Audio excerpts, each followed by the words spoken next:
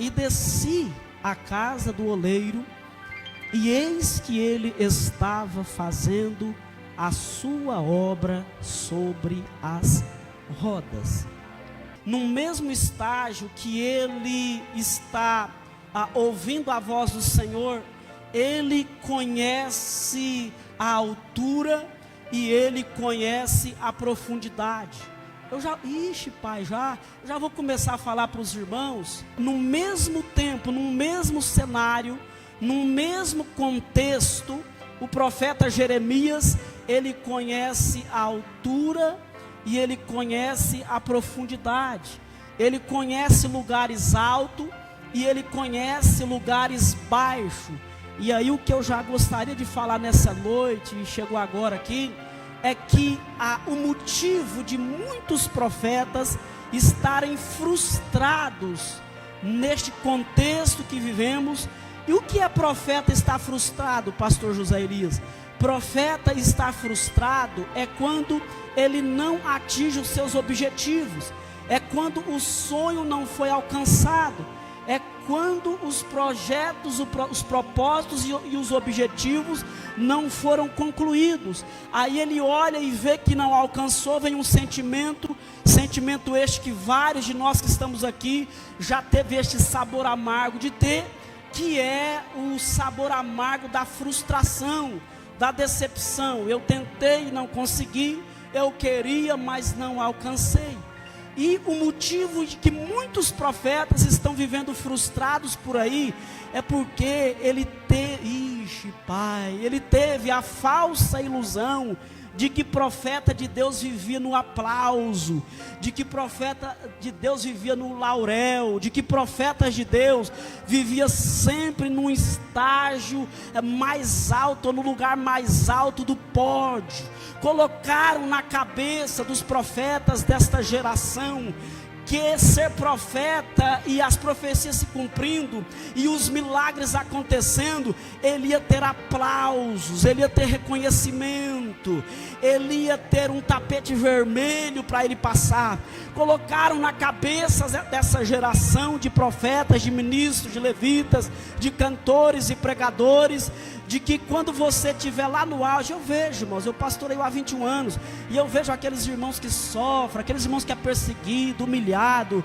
Ele pensa, o dia que eu estiver lá em cima, vocês vão ver. Aí há uns anos atrás, aí uma cantora famosa gravou um hino até bonito, eu arrepiava antigamente ouvindo aquele hino, porque ele é todo bonito, só tem uma frasezinha dele que haja uma discordância, mas aí vem esse hino famoso, lá nos anos 2000 e pouco, 2010 em diante, dizendo que havia uma plateia para nos aplaudir, porque fomos perseguidos, porque alguém nos viu passar na prova e não quis nos ajudar, e sei lá por quê, irmão. Aí é outra coisa que coloca na nossa cabeça, irmão, quando você está na prova, tem situação que é só Deus que vai te ajudar, o irmão não vai te ajudar, não é porque ele é ruim, nem sempre, pai, nem sempre, eu sei disso, nem sempre o irmão vai te ajudar, não é porque ele não presta, é porque tem prova que é tua, tem luta que é tua, tem peleja que é tua. Te enganaram em dizer para você que você foi humilhado e agora você vai subir num pódio e vai ser exaltado, teu nome vai ser aplaudido, vai ser glorificado. E aí os anos passam, meus irmãos, você vê que isso não vai acontecer não.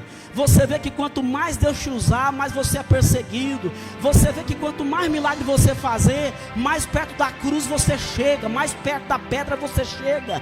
Quanto mais Deus usa você para fazer milagre, mais perto da crítica, da difamação, da calúnia.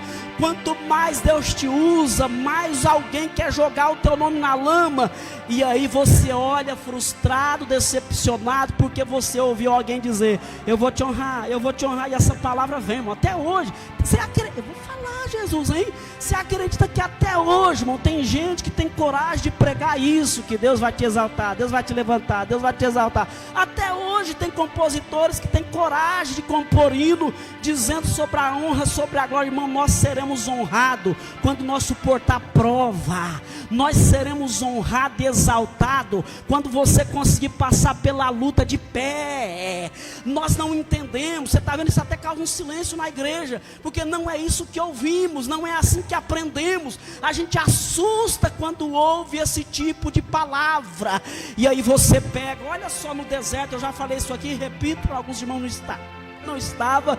Aí você pega Jesus no deserto, olha só a confusão que o diabo quis causar na mente de Jesus e na gente que lê a Bíblia hoje. O Espírito, quem é que levou Jesus para o alto, lugares altos? Satanás, irmão. Satanás, irmão. A palavra confunde a gente, porque dá a impressão que até Davi não entendeu isso. Ele fala muito de preparar uma mesa na presença dos inimigos. Então essa palavra deixa a gente confuso. Então a revelação é essa. Pode aceitar que é de Deus, meu irmão e minha irmã. Nem sempre o lugar baixo que você está foi Satanás que te colocou lá. Como também nem sempre você está em... Ixi, Pai, obrigado pela tua palavra, viu? Como nem sempre também quando você está em lugares altos, foi Deus que te colocou lá. Em todas as regras, exceção. Tem gente que está lá embaixo porque foi um capiroto mesmo, foi ele mesmo. Eu estou dizendo que toda regra tem a sua exceção. E eu estou dentro da palavra de Deus nesta noite, porque a voz de Deus, ela chega para o profeta Jeremias e primeiro pede para ele se levantar. Ele se reergue, ele se levanta. E depois de levantar, ele vai e desce. Ele conhece os extremos. Ele sabe o que é viver lá embaixo, e ele sabe o que é viver lá em cima. Ele sabe o que é viver lá em cima, e ele sabe o que é viver lá embaixo. É por isso que eu sou fã do apóstolo Paulo. Ele diz: eu sei padecer, eu sei ter abundância, mas eu também sei sofrer e padecer necessidade. Eu sei ter riqueza, mas eu também sei conviver com a pobreza. Eu sei ser aplaudido, mas eu também sei ser criticado, porque eu posso todas as coisas. É no homem? Não. É na instituição? Não. Não. Eu posso todas as coisas naquele que me fortalece. Vou falar: Jesus, obrigado pela tua palavra. Sabe por que tem muita gente que se frustra? Porque ele quer poder todas as coisas no pastor, no pregador, no sacerdote. Irmão, um certo Senhor ia descendo de Jerusalém para Jericó. Aí ele desconfiou que o sistema humano é falho. Por quê, irmão? Porque quando ele estava descendo, ele foi espancado, judiado, e de repente o que acontece? Vem vindo um sacerdote, ele quase morto, ele abre os olhinhos, dando uns últimos suspiros. Graças a Deus o meu pastor está chegando. Graças a Deus o meu pastor está vindo. E quando o pastor está ferido também, irmão? E quando o pastor também foi sacudido pelo mesmo inimigo, pela mesma opressão, pela mesma depressão, pelo mesmo problema, aí o sacerdote olha ele de largo e passa batido. Aí depois vem um levita, na escala dos israelitas, levitas era o segundo mais importante para o culto, era aquele que preparava o cenário e o altar para a adoração, limpava as lamparinas. É por isso que o grupo de louvor tem exigência, não é chatice do pastor, é a Bíblia. Levita, ele ajuda a cuidar do templo. Levita, ele cuida do pré-culto. Levita, ele cuida do antes, aí na hora do culto ele leva o povo a adorar, e ele cuida do depois do culto. Então na escala dos israelitas, os levitas eram o segundo mais importante desse contexto. Aí o que acontece ali? Vem descendo o levita, só que o levita passa de largo. E aí, irmão, sabe o que ele sofre mais? Porque agora ele tem duas feridas. Ele tem a ferida das pancadas, da surra, e ele tem talvez a pior ferida, que é a ferida da rejeição. Não, eu vou falar, Jesus, obrigado pela palavra. Não tem ferida pior, irmão, do que a ferida da alma, do espírito. A ferida de você ser rejeitado, sabe? Você já está lá, deitado no chão, prostrado, e chega alguém e ainda pisa em cima e faz assim com o pezinho, para acabar de te matar. Mas tem uma coisa: a casa que ela foi edificada. Ixi, todo dia isso, né, Pai? A casa que foi edificada sobre a rocha, a casa que ela está edificada em Cristo, e que ele olha para cima, porque é de lá que vem o socorro. Você pode ser surrado, você pode sofrer pancada e surra, você pode sofrer as dores da rejeição, o inimigo pode jogar você no chão, pisar no seu pescocinho, até você ficar sem fôlego e a língua para o lado de fora, mas você não morre, a tua casa não vai. Ixi, meu Deus, vai vir o vento, vai vir a tempestade, vai vir a chuva, mas a tua casa, ela não vai desabar. Sabe por quê? Porque você olhou para o alto. É do alto que vem o teu socorro, e o teu socorro ele vem do Senhor, que fez os céus e a terra. Quantos podem sentir a presença de Deus por causa disto e por causa desta palavra? E hoje você vai sair daqui conhecendo os dois extremos. Eu conheço a altura, mas eu também estou preparado para as profundidades. Como profeta, eu tenho que às vezes me levantar, para depois ter que descer. Ô irmão, você está prostrado, hein? Está feia a coisa. Vai ser rápido hoje, irmão. Hoje vai ser rápido aqui. Ô irmão, você está feio, hein, irmão? Ixi, cadê? Ô pastor, você era de uma igrejona, né? Os tempos que alguém olhou para mim e falou assim: ele desceu, hein? Estava lá em cima, agora está cá embaixo. Eu estou falando por mim, irmãos, por minha experiência própria. Os tempos que muita gente, quem sabe eram meus pais, que me conhecem muito bem, minha esposa, que é a minha melhor amiga íntima, que conhece a minha história. No mais, pensava que conhecia, mas não conhecia. Quando você olha e fala: ele desceu, hein? Era o tempo que eu mais estava com intimidade com Deus. Eu não falo isso, não, porque parece soberba. Quando alguém olha para uma figura dessa, igual Jeremias, fala: peraí, você levantou, estava até bom, mas agora é comum ver o profeta descer? E para que ele usa esse termo? Para que ter uma olaria nas profundidades, irmão? Porque se Deus quer resolver, eu não preciso olhar para cima, porque é de lá que vem o meu socorro. Por que de repente eu preciso descer para Deus fazer alguma coisa? Ele levanta e depois você precisa descer. E enquanto você está lá nessa olaria, aí vem o versículo 3: e eu desci a casa do oleiro, e eis que ele estava lá. Quando ele desceu a casa do oleiro, ele começou a enxergar o que? O Senhor trabalhando. Quer dizer, era em lugares baixos, mas nesse lugar o Senhor estava trabalhando e fazendo a sua obra.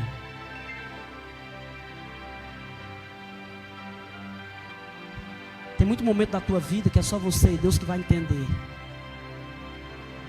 É aquele momento que você precisou descer e alguém não entendeu. É aquele momento que você, eu vou usar os termos que muitos usam aí hoje, tá, gente? É aquele tempo que você cantava para 1000, agora está cantando para 30. Aquele tempo que você cantava para 100, aí depois passa a cantar para 5, 6. A gente começou outro dia aqui com 4 pessoas, estamos chegando a 40. Pensei que eu ia ouvir um amém, mas tudo bem. Começamos outro dia com 4, estamos chegando a 40. Deve ter chegado agora com os irmãos que reconciliou domingo passado. E aí quando alguém começou com a gente aqui, meu Deus do céu, irmãos, caiu, hein? Cadê o igrejão? Não está mais no igrejão, não? Cantava para 100, está cantando para 4, 5 agora. Muitos não vão entender que é nesse processo que alguém olha e vê você descido. Eu desci. Mas quando eu desci, foi descendo e foi nessa extremidade da terra que eu comecei a ter o meu momento de maior intimidade com o Senhor. Eita, meu Deus! Ô irmão, pega, eu vou. Ai, Jesus, obrigado pela tua palavra revelada, viu? Sinto o Senhor aqui. Ô irmãos, pega o momento mais difícil na tua vida, irmão. Não deixa, eu vou falar, eu estou com raiva dele mesmo hoje. Não deixa o Satanás te enganar, irmão. Irmãos, o culto da igreja mais vazia pode ser o melhor momento de intimidade, de você ver o Senhor trabalhando, irmão. É a fase da tua vida que alguém vai olhar e te julgar como quando você ter descido, está nas profundezas. Mas quando você chega lá, você assiste o Senhor trabalhando. E sabe o que Ele está fazendo? Ele não está trabalhando só pelo profeta que desceu. Ele está trabalhando pelos seus irmãos. Ixi, meu Deus do céu. O Senhor está trabalhando por toda a nação de Israel. A nação não quis descer, mas eu desci. O povo não desceu, mas eu estou descendo. O povo não quis adorar, mas eu estou adorando. Irmãos, eu fico invocado, mano, não fica chateado comigo. Esse negócio, igreja fria, irmão, a igreja é você. Se você quer uma igreja avivada, o primeiro glória, por que tem que partir do outro, irmão? Por que não precisa partir de você, de mim, irmão?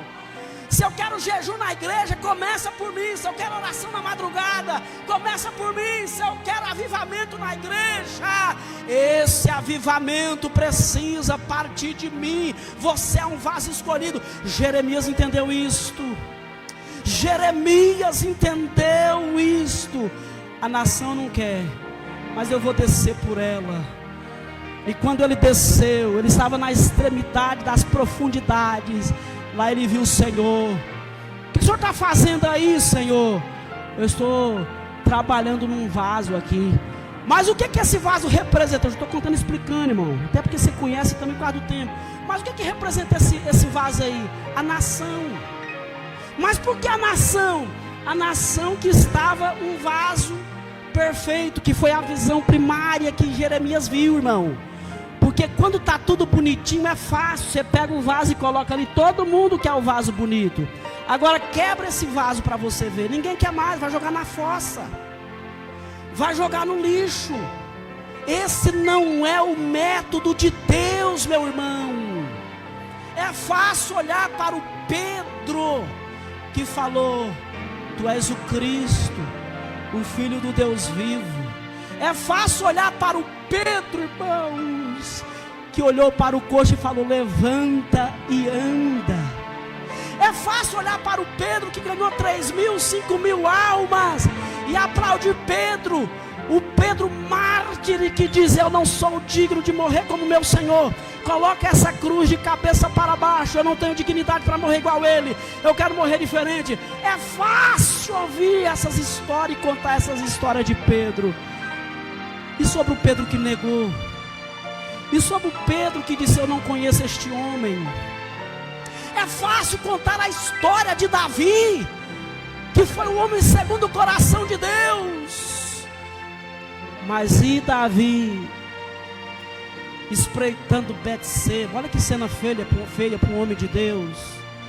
E de repente vê Davi espreitando Betseba, e depois ainda forjando a morte do marido para ficar com ela. E contar essa história de Davi é fácil? Sabe o que Deus estava dizendo? Uma coisa é você ser por um momento, outra coisa é você ser. Outra coisa era Davi ser um adúltero, ou seja, ato contínuo. Outra coisa é ele ter cometido adultério. Uma coisa foi Abrão ter mentido, outra coisa era ele ser um mentiroso costumaz, um mentiroso que virou costume para ele mentir.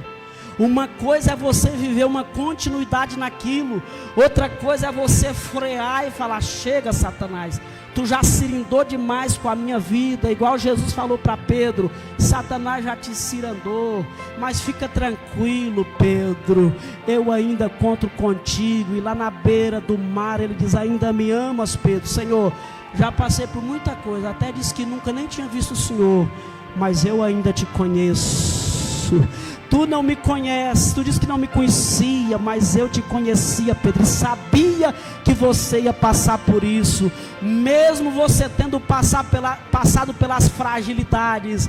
Apacenta as minhas ovelhas, apacenta as minhas ovelhas. Senhor, tem certeza? Depois de tudo que eu passei, você mesmo, Pedro, apacenta as minhas ovelhas. O Senhor estava ensinando isso para Jeremias. Jeremias, não seja ignorante. O que você está vendo aqui? Um vaso. Está quase pronto, Senhor. Acabou, né, de fazer. Que vaso bonito. De repente, prum, o vaso quebrou, irmão. Virou em pedaço. O vaso virou em cacos. E agora, Senhor? Aí Jeremias observa uma coisa: que o vaso tinha se quebrado. Põe aí o versículo, James. Que o vaso tinha se quebrado nas mãos do oleiro. Tinha se quebrado nas mãos do oleiro, irmão. Acho que é o 4, 5, né? É o 4. Aí Jeremias observa que o vaso se quebrou nas mãos do oleiro. Aí Jeremias entendeu, uma coisa é o vaso ser quebrado na minha mão, na mão do irmão ali, da irmã. Outra coisa é alguém se quebrar na mão de Satanás. Agora outra coisa é quando o vaso se quebra nas mãos do oleiro. Calma. Ixi, pai, hein? O vaso se quebrou nas mãos de quem estava construindo.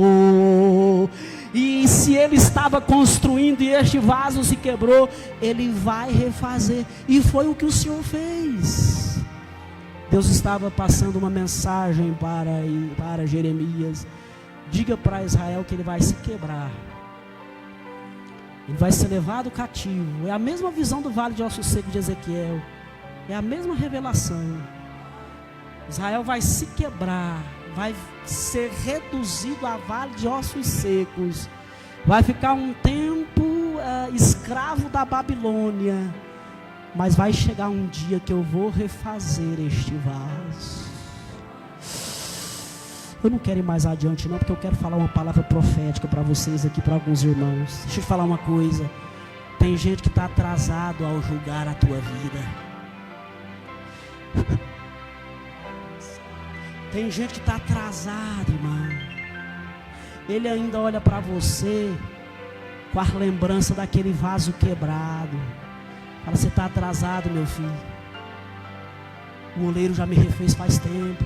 Se atualiza. Se atualize. Tu está atrasado.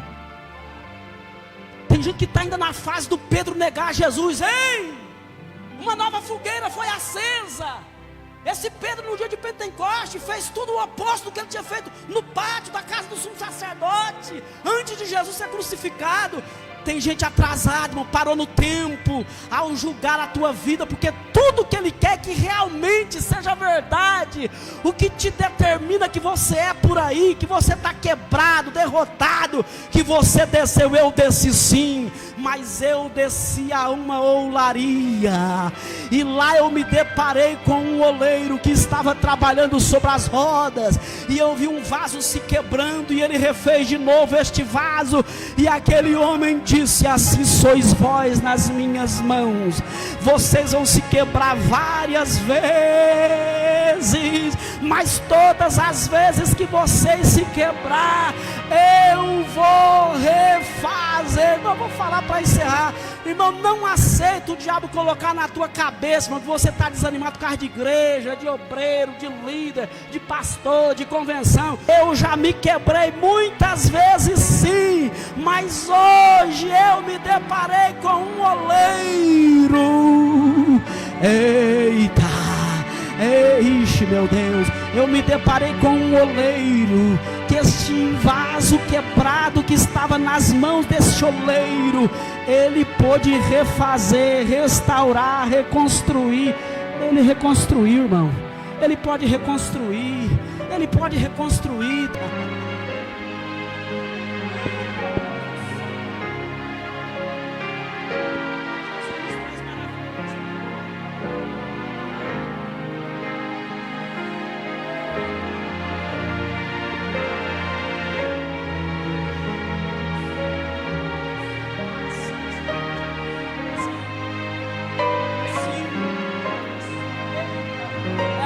Tocando na tua vida, é o oleiro tocando na tua alma, é o oleiro te renovando aqui hoje. Oh, meu Deus.